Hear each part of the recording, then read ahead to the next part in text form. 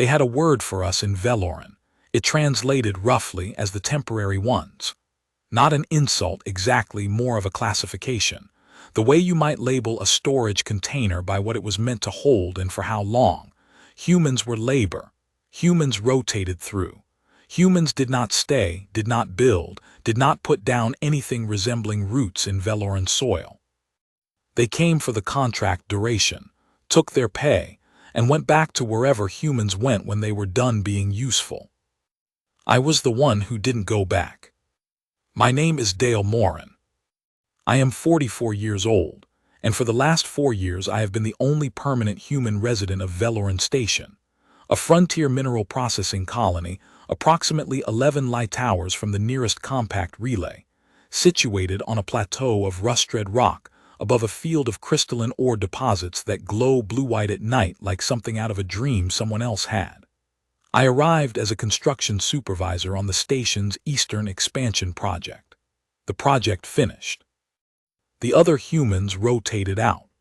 I asked for a permanent residency designation and received one, after a review process that seemed genuinely baffled by the request, in the same way you might be baffled if your storage container asked to be classified as furniture. I want to be careful about how I describe what life was like on Veloran in those first years, because the easy version makes it sound worse than it was, and the honest version is more complicated than either the Veloran prefer to remember or than I prefer to dwell on. The Veloran are a matriarchal species, which in practice means that their social architecture, their institutional hierarchies, and their cultural self-image were all constructed around female authority. That's not unusual in the galaxy. What was particular to the Veloran, particular to this station, at this moment in their history, was that their cultural self-image had also been constructed over several generations around the idea that they were at the top. Not in a violent way, the Veloran were not conquerors. They were not warlords. They simply had a very settled, very institutional, very thoroughly documented belief that the Veloran female represented the apex of what a thinking being could be, and that everyone else existed somewhere below that on a scale that the station's science division had actually published, in a laminated chart, mounted on the wall of the processing floor's main corridor. I was on it, humans were on it, we were ranked 14th. Out of 19. The chart had been there when I arrived. It was still there when the thing I am going to tell you about happened. I walked past it every morning on my way to the eastern deck. After the first 6 months, I stopped noticing it the way you stop noticing a crack in a wall you walk past every day. It was simply part of the architecture of the place, like the mineral light at night and the red dust that got into everything, and the way the station's announcement channel played a brief chime before every official broadcast. The broadcasts were where Administrator Sareth Velori did most of her work. I should describe her because she is the center of this. Sareth Velori was the colony administrator, the highest institutional authority on Veloran Station, appointed by the Veloran Compact Authority for a 6-year term and reappointed once already, which was unusual and reflected genuine respect. She was, by any accounting, exceptionally good at her job. The station ran well. The ore quotas were met. The housing rotation, the medical allocation, the shift structure for the processing floor, all of it was maintained with a precision that I, as a construction supervisor who cared about logistics, could only respect. She was tall even by Veloran standards, with the warm copper-bronze skin that marked the Velori lineage, dark hair braided back with the amber-colored fasteners that indicated her rank, and amber fire eyes that missed nothing and gave away very little.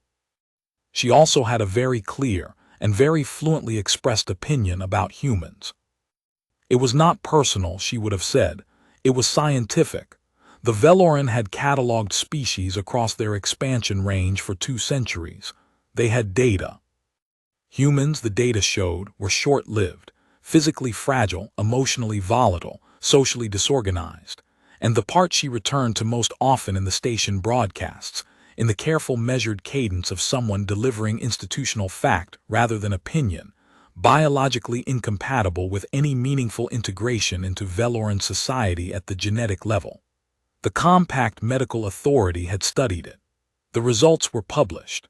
There was a chart on the wall of the processing corridor. I heard the broadcast where she said it most clearly about 8 months after I arrived. I was eating in the common area, a bowl of the grain paste that was the station's standard non-Veloran dietary option, which tasted approximately like nothing prepared with moderate care.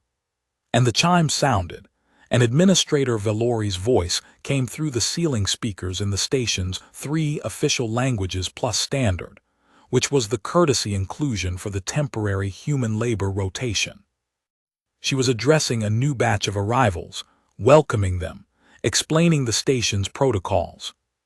And then, in the same measured institutional voice she used for everything else, she said that the station's regulations required her to note certain compatibility limitations.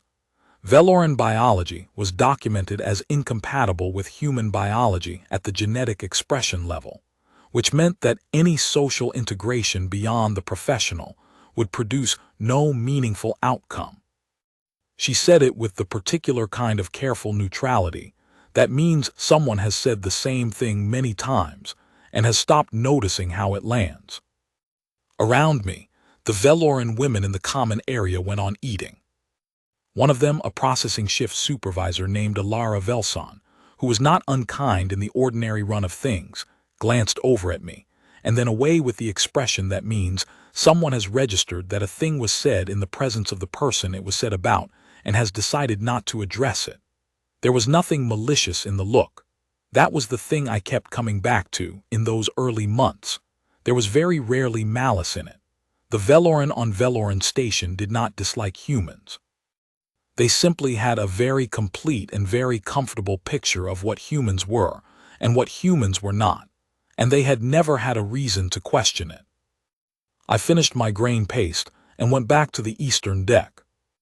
This is the part that people want to understand and often get wrong. I was not performing patience. I was not waiting for some moment of dramatic vindication. I stayed on Veloran station because the work suited me and because the ore fields at night were one of the more remarkable things I had ever seen, and because, if I am honest, I had nowhere else I particularly needed to be. The construction work on the eastern expansion kept me busy. The structural engineering problems on a frontier mineral station are genuinely interesting if you care about structures, and I care about structures. I ate my grain paste. I walked past the chart. I attended the processing floor safety briefings and the quarterly station reviews and the Compact Authority compliance assessments. I did my job. The Veloran women I worked with were professional. Some of them were, in the ordinary run of things, pleasant company. Alara Velson, the shift supervisor, had a dry sense of humor that occasionally surfaced during the long processing floor shifts and that I found I appreciated. A young structural technician named Vale Velori, the administrator's daughter, it turned out, which I did not know for the first several months, had an approach to load stress calculations that was, in my professional opinion, excellent, and I told her so, and she received the compliment with the particular cautious pleasure of someone not entirely sure what to do with approval from an unexpected source. But the institutional machinery of contempt kept running. The station's weekly social broadcast, which was the informal one, the one that played during the shift changeover hour and included music and local announcements, and what amounted to editorial commentary, had a recurring segment. I do not know who started it. It had been running, I was told, since before I arrived. It was called, in the Veloran language, something that translated approximately as the temporary one say. It was a series of recorded observations about human behavior on the station, presented with the amused, slightly pitying tone you might use to describe the antics of a species that was trying very hard and not quite making it. The things it described were true, technically. Humans did find the Veloran temperature regulation uncomfortable. Humans did make more noise in the corridors. Humans did, on occasion, get the dietary protocols wrong, and eat things that produced consequences. All of this was described in the broadcast with the kind of gentle, comprehensive detail that is somehow more diminishing than direct insult. I listened to it once, then I stopped listening. What I did instead was fix things. The Eastern expansion had a persistent problem with the ore transport conduit brackets, a load distribution issue that had been present since the original installation, and that the Veloran engineering reports had consistently categorized as within acceptable parameters. It was within acceptable parameters. It was also going to fail, eventually, in a way that would be expensive and disruptive, because the bracket design had a fatigue flaw that the original spec had not accounted for. I identified it about 3 months in, submitted a technical report through the station engineering channel, received an acknowledgement, received a review assessment that agreed with my analysis, but deprioritized the repair given current budget allocations, and then went ahead and rebuilt the brackets during the next scheduled maintenance window using a modified design that I worked out on my own time. I did not submit a report about having done it, I just did it. Ilara Velson noticed during the next shift inspection. She looked at the brackets for a long time. She looked at me. She said in standard, "You changed these, not a question." "The load distribution was off," I said. She looked at the brackets again. She said nothing else. But the following week, when a vibration issue appeared in the northern conduit section, a different problem, a resonance frequency mismatch in the clamping system, she came to find me before she filed the engineering report. She didn't make a large thing of it. She just said there was a problem in the northern section that she thought might benefit from a second set of eyes, and would I have time? I had time. That was how it started. Not dramatically, not with any announcement. Just a shift supervisor with a practical problem and the quiet recognition, never stated out loud, that the human was good at solving it. I want to be clear. None of this changed the official picture. The chart was still on the wall. The broadcast still ran. Administrator Velori still delivered her quarterly compliance assessments with the line about biological incompatibility in the same measured institutional cadence, and the Veloran women in the common area still received it the same way. Vale Velori still came to me with her load stress calculations, and still received my professional opinions with that careful, cautious pleasure, and still, in any context that involved the official institutional framework, treated me with the pleasant professional distance that the framework required. The contempt was not personal, that was the thing, it was structural.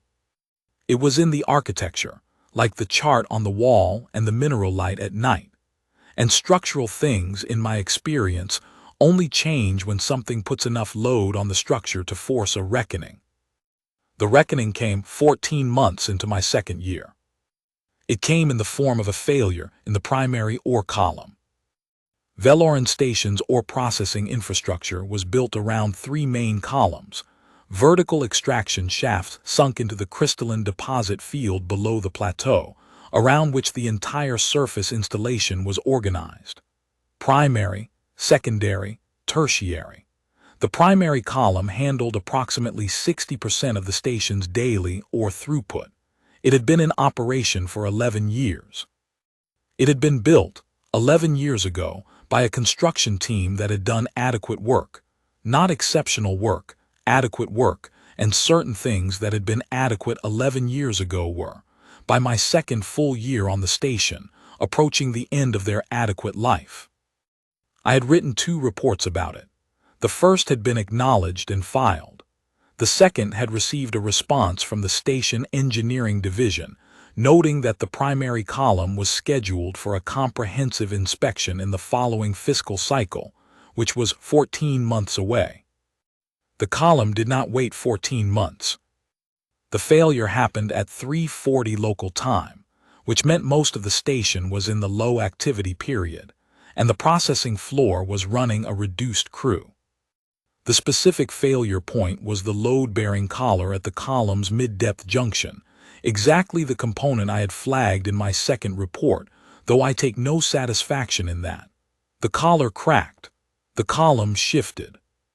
17 meters of processing infrastructure above it moved in a way that infrastructure is not designed to move, and the station's vibration sensors triggered a cascade shutdown that took the primary processing line offline and sent a priority alert to every terminal on the station simultaneously. I was awake. I am generally awake at 3:40. I had been reviewing load calculations for a different project, and when the alert came through, I was already pulling up the column schematics before the second alert fired. I will not describe the next 11 hours in the kind of detail that would make it interesting in a technical sense, because this is not a story about engineering. What I will say is this: the primary column's failure mode, left unaddressed, would have propagated to the secondary column's foundation interface within approximately 36 hours, and a secondary column failure would have required a full station evacuation and a rebuild timeline of not less than 18 months. The Veloran engineering team understood this. Administrator Velori understood this.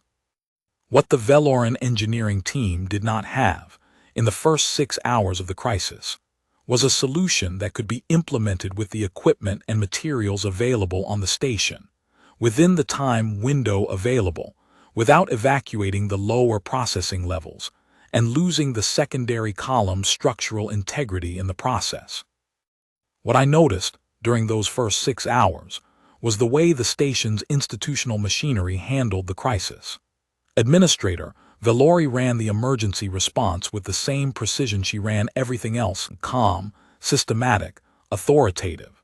She had the evacuation protocols staged, and the compact authority distress relay queued, and the secondary column's shutdown sequence preloaded and ready to execute.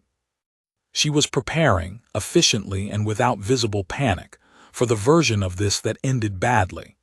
The Veloran engineering team worked in the same register, methodical, thorough, genuinely excellent in the ways that their training had prepared them for. What they were missing was the specific knowledge of what the modified brackets could do under load redistribution stress, because the modified brackets were mine, and the modification had not been formally documented beyond my original work order, which had been filed without a response. I had been in the emergency coordination room for 2 hours, running my own column schematics on a secondary terminal, before Seth Velmorin noticed I was there. She noticed me the way the Veloran generally noticed me on the station, with a slight adjustment of focus, the recategorization look, the mental note that the human was present. Then she looked at my screen. Then she looked at my screen more carefully. "What is that?" she said. "A load redistribution model," I said, "using the bracket modifications in the eastern conduit section as temporary anchors.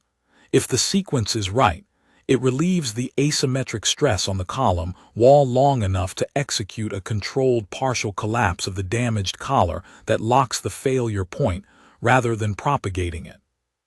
She was quiet for a moment.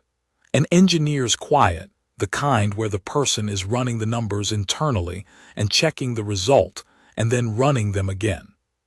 "Show me," she said. I showed her. I had a solution. It was not elegant.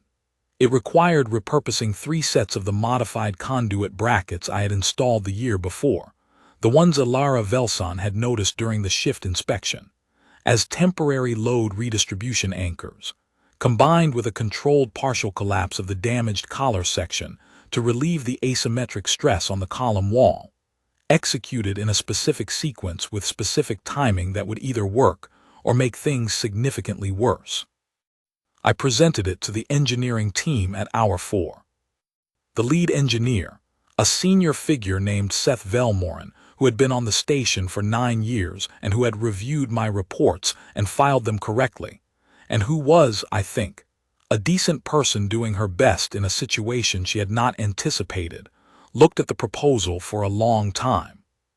She said, "If this is wrong." "I know," I said. She authorized it. I ran it myself, with two of the engineering team's junior members assisting. Alara Velson ran the vibration monitoring from the processing floor control station. It took 4 hours. The modified brackets held. The controlled collapse worked. The column stabilized at 8:38 local time, 11 hours and 58 minutes after the initial failure, with the secondary column's foundation interface intact and the lower processing levels undamaged. I filed a technical report, then I went and ate something, then I went to bed. I slept for 11 hours. When I woke up, everything had changed, and I did not know it yet. The thing about a crisis on a small station is that it compresses time in both directions. The 11 hours of the column repair felt like a single held breath. The days that followed felt like they were happening in slow motion, or like I was watching them through glass. Things that had been in the background of the station's daily life moved to the foreground. Things that had been taken for granted became visible in a new way. The way a crack in a wall becomes visible once you've noticed it and cannot stop seeing it. What became visible in the weeks that followed was that the Veloran picture of humans, the chart on the wall, the institutional certainty, the casual comprehensive contempt that was not personal, just structural, had been built on an assumption that was no longer holding. It started with Alara Velson. She came to me on the 4th day after the column repair, during the shift changeover hour when the social broadcast would normally have been playing. She sat down across from me in the common area with a bowl of food and for a moment said nothing. Then she said, in Standard, not in Veloran, which she spoke to me sometimes, but in Standard, which felt like a choice, "The broadcast isn't running this week." I looked at her. "The temporary one say segment," she said. "It's not running." I did not know what to say to that, so I said nothing. "I told them it wasn't appropriate," Alara said. She said it to her bowl of food rather than to me. "I've told them before. This time I was more specific about why." I thought about the brackets, about the 11 hours at 3:40. About the 4 years of grain paste and the chart on the wall and the quarterly compliance broadcasts with the line about biological incompatibility. "Thank you," I said. She shrugged with the particular Veloran shoulder movement that means the matter is closed. We finished our food. That was all. But it was not, as it turned out, all that was changing. I became aware of the medical situation gradually, the way you become aware of a sound you can't quite identify, present at the edge of hearing, present again, and then finally impossible to ignore. The first indication was oblique.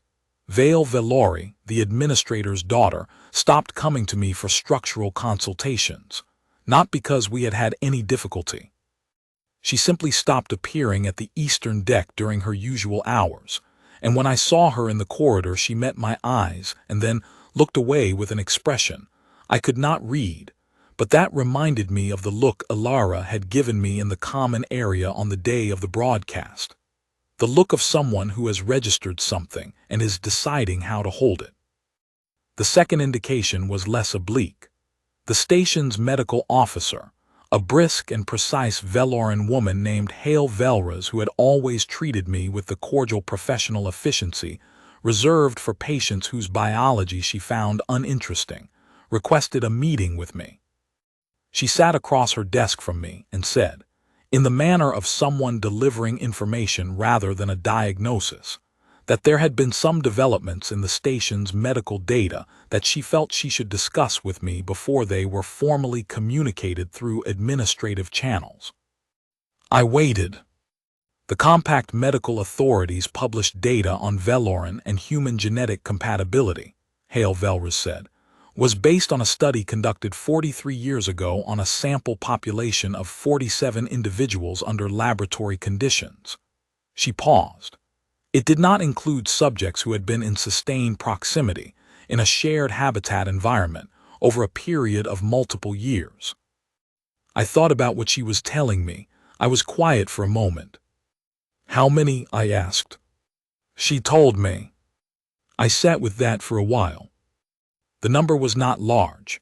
This was a station of 312 Veloran women, and for the past 4 years, one permanent human male. The number was, in context, remarkable.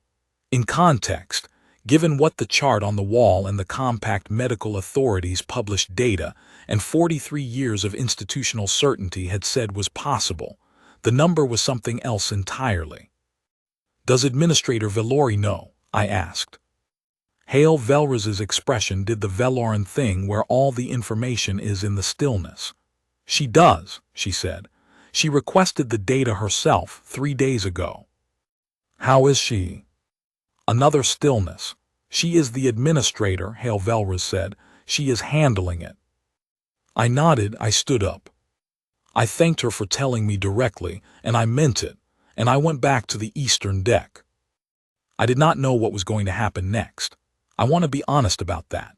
I'm not a person who anticipates dramatic reversals.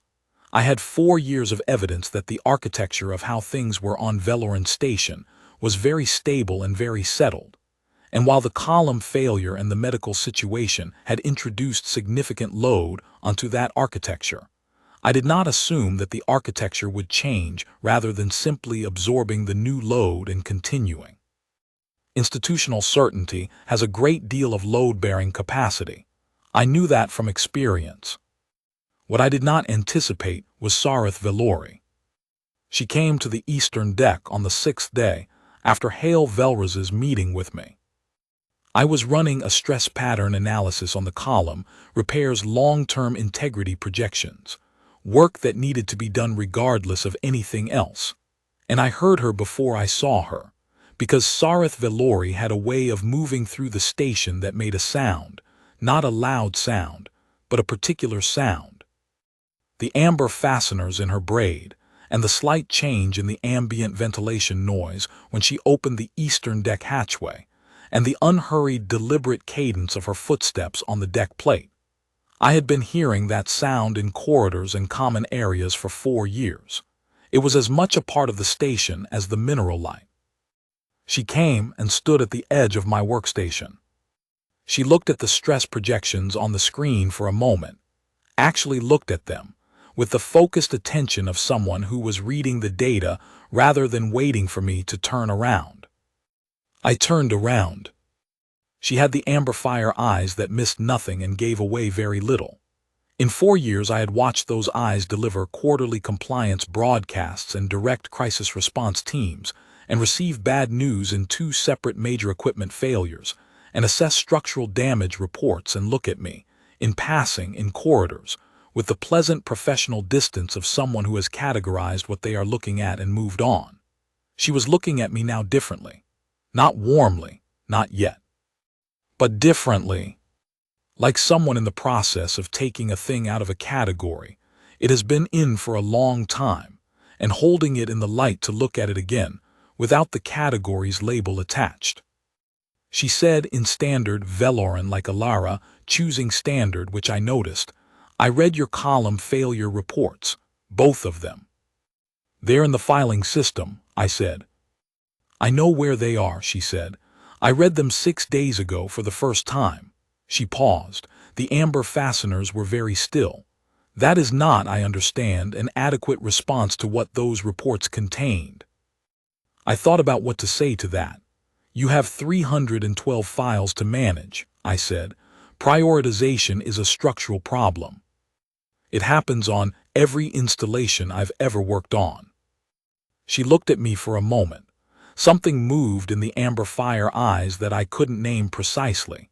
"You are describing an institutional failure as a systems problem," she said. "Because it was one," I said. "The report wasn't flagged at the right priority level. That's a reporting protocol issue. I could have submitted it differently." "You could have," she said. "You didn't because the protocol said what it said." She paused again. "And you fixed the brackets anyway, without a work order." "The work order would have taken longer than the fix." "Yes," she said, "it would have." She was quiet for a moment.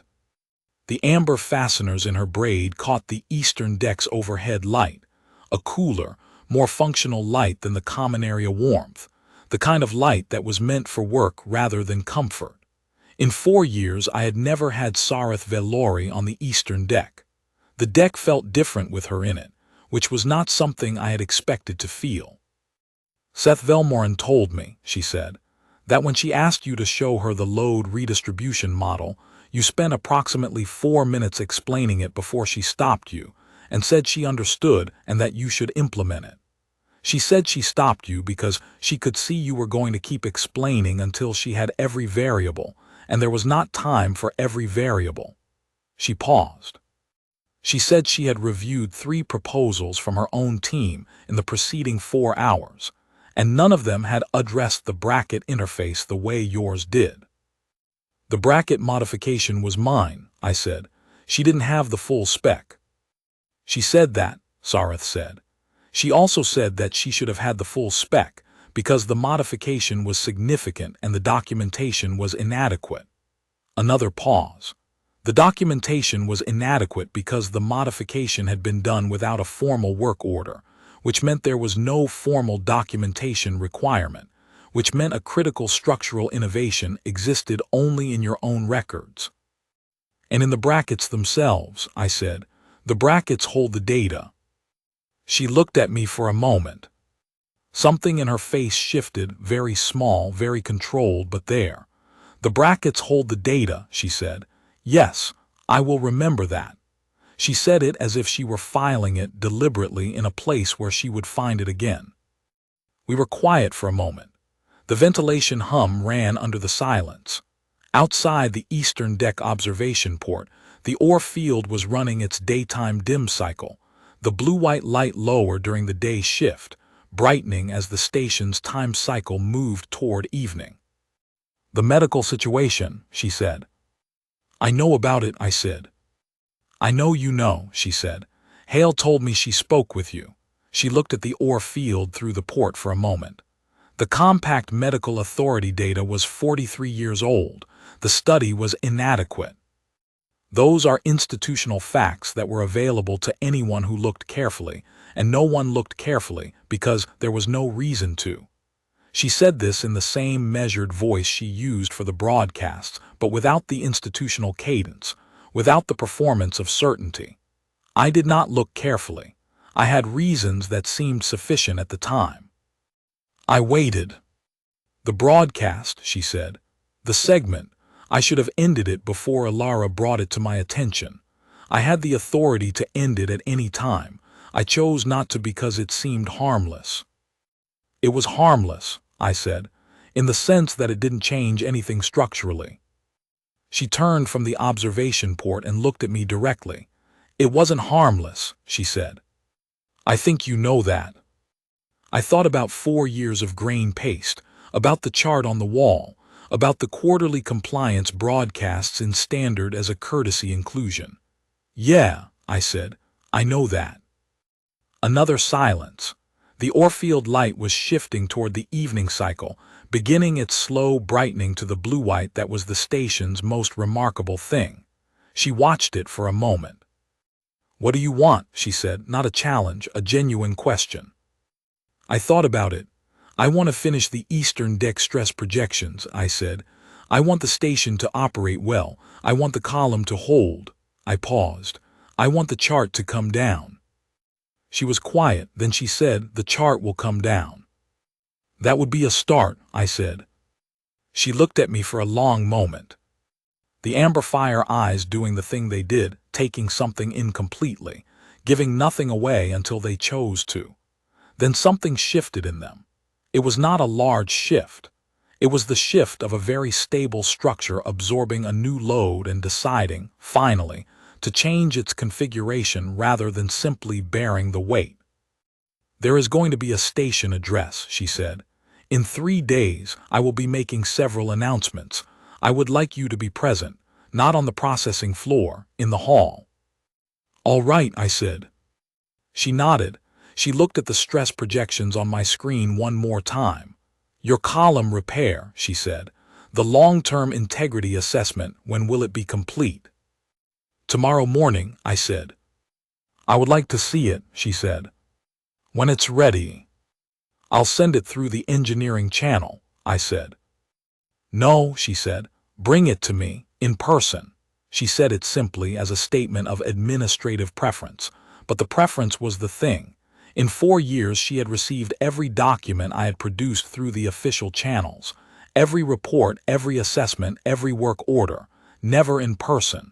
The preference was new. The preference was a change in the configuration of the structure. I will, I said. She left, the hatchway closed, the ventilation hum returned to its baseline.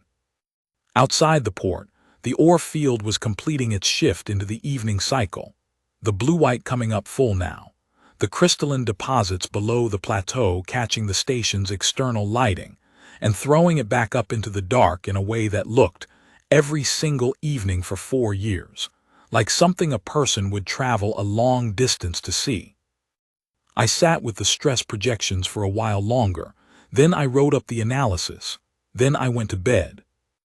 The station address was 3 days later, in the main hall, the large gathering space at the station's hub that was used for formal events, which on Veloran Station meant quarterly reviews and compact authority assessments, and the annual processing achievement ceremony. 312 Veloran women and 1 permanent human male. I stood in the hall, off to one side, near the back. Ilara Velson found me there and stood beside me without comment. Vale Velori was near the front, in the position that her mother's household occupied at formal events, and she glanced back once and found me, and then faced forward again with an expression I understood better now than I had 6 days ago. Sareth Velori stood at the hall's address podium in her formal administrator's attire, the dark ceremonial robe with the copper-bronze Velori lineage markings at the collar and cuffs, the amber fasteners in her braid catching the hall's warm overhead light. She was, as always, precise and composed and unhurried. She delivered the opening procedural statements with her usual efficiency. She covered the column crisis and the repair and the timeline for the primary processing lines returned to full operation. Then she said, I am going to speak about something that is not procedural. The hall was quiet. Veloran formal addresses did not, in the ordinary run of things, depart from procedure. Veloran Station has operated for 11 years under a framework of species compatibility assessment that was drawn from compact medical authority data that is 43 years old, derived from a study of 47 subjects under laboratory conditions. She paused. The amberfire eyes were level and clear. That data was presented as settled fact. It was cited in this station's official protocols, in my quarterly compliance addresses, and in the station's social broadcast programming. I cited it. I treated it as settled. I did not examine it carefully. The hall was very still. The station's current medical data does not support that framework. Another pause. The framework was wrong. The authority I cited was inadequate. The conclusions I endorsed and repeated were conclusions I should have examined rather than inherited. She looked out at the hall, at 312 faces receiving this in various registers of stillness. I am the administrator of this station. The institutional framework of this station was my responsibility. I am responsible for what that framework contained and what it communicated over 4 years to every person living and working here. I was watching Vale Velori at the front of the hall. She had turned slightly in a way that put me in her peripheral vision. Dale Morin, Sareth Velori said, arrived on Veloran Station 4 years and 3 months ago as the construction supervisor on the Eastern Expansion Project. He is the only human being on this station who has chosen to remain after his original contract concluded. In that time, he submitted 2 structural integrity reports on the primary ore column that correctly identified the failure point that became critical 14 days ago. He resolved that failure using a method that preserved the secondary column's structural integrity and prevented a full station evacuation. He did this work without acknowledgement, without revision of his status in the station's official framework. And I want to be precise about this. In the context of an institutional environment that had formally and repeatedly categorized him as temporary, incompatible, and structurally irrelevant. She looked toward the back of the hall. She found me.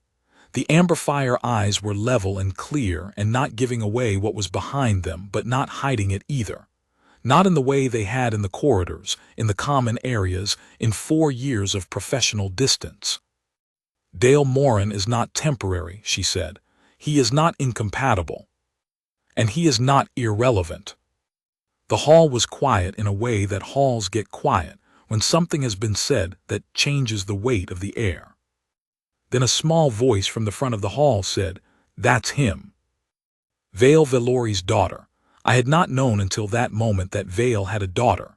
She was small, perhaps 3 years old, with the copper-bronze skin of the Valori lineage and eyes that were trying to be amber fire, but were not quite there yet. Had turned fully around in her mother's arms, and was pointing at me across the length of the hall with the absolute fearless clarity of a 3-year-old who has identified something and sees no reason not to say so. "Mom," she said with tremendous conviction, "that's him." Vale said something very quiet to her daughter in Valoran. The daughter continued to look at me with the undimmed attention of someone who has identified the important thing in the room. And across the hall, not loudly, not in any dramatic way, but in the way a tide changes direction without announcement, something shifted. The stillness became a different kind of stillness. Ilara Velson beside me made a sound very quietly that might have been a suppressed laugh or might have been something else. Several of the women near me turned to look, and then turned back to face the front with expressions that I could not entirely read but that contained, in various measures, something that had not been there before. Something that looked, from where I was standing, like recognition. Not of me specifically, of the situation. Of the gap between what the chart on the wall had said, and what was standing at the back of the hall in worn civilian work clothes with gray coming in at his temples. Sarith Valori, at the podium, looked at her granddaughter for a moment. Then she looked at me. The amber fire eyes had something in them now that I had not seen in 4 years of common areas and corridors and quarterly compliance broadcasts. It was not a performance. It was not an institutional position. It was the look of someone who has been carrying a very settled and very comfortable picture of the world and has set it down and is looking at what was behind it. She said quietly, still at the address volume, but quietly, "Yes, that's him." The hall was quiet for a long moment.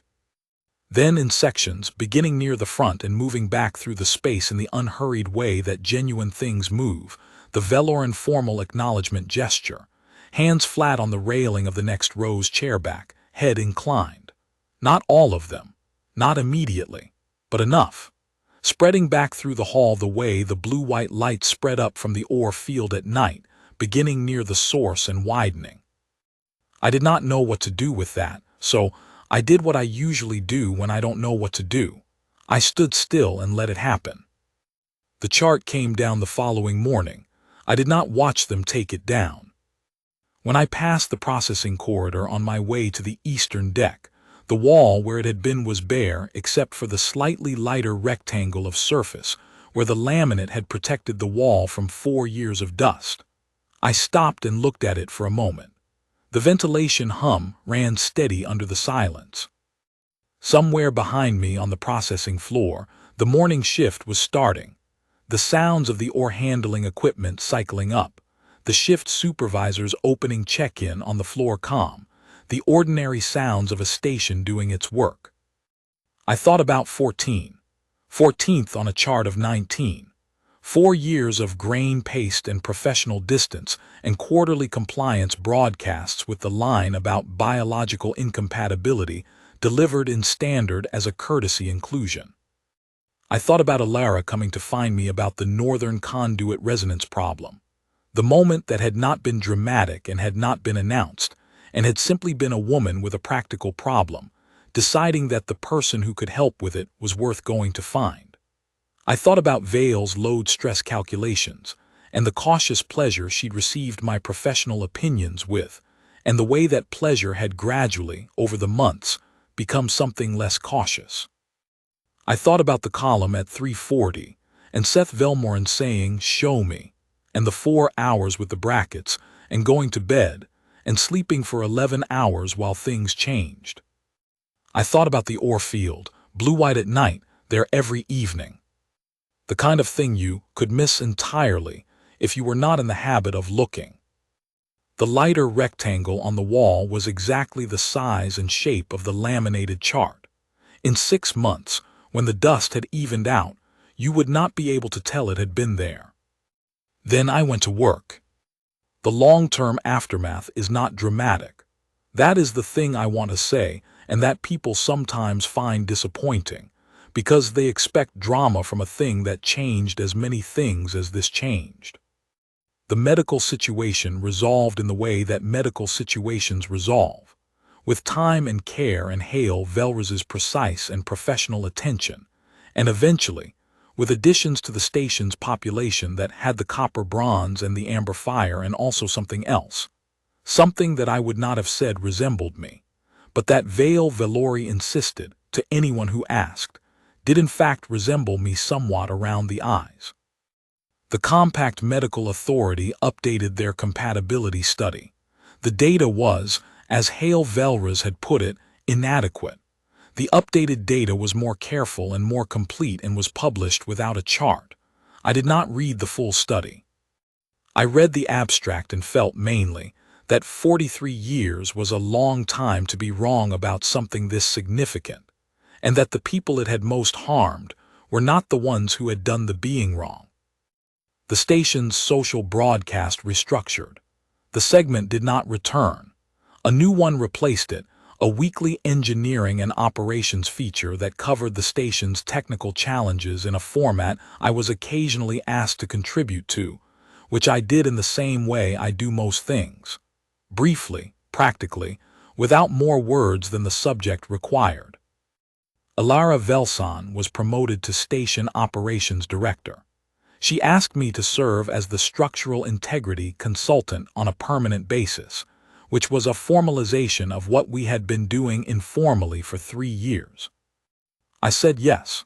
She gave me the title and the associated pay grade, and then went on being exactly as dryly funny as she had always been. Vale Velori finished her structural engineering certification and joined the station's engineering division. She is, in my professional opinion, genuinely exceptional. She knows this now and receives it accordingly. And Sarith. We did not have a dramatic declaration.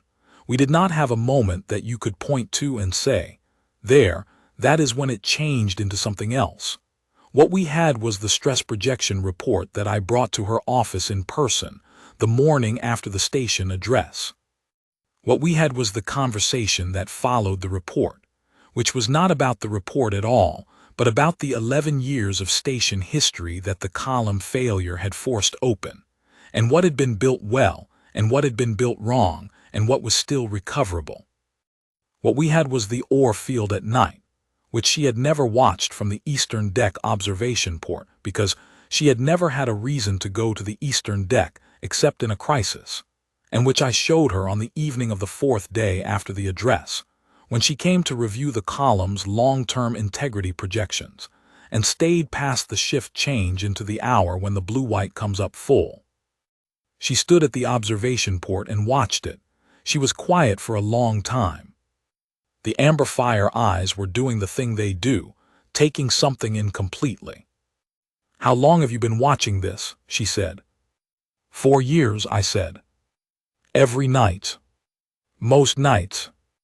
She was quiet again.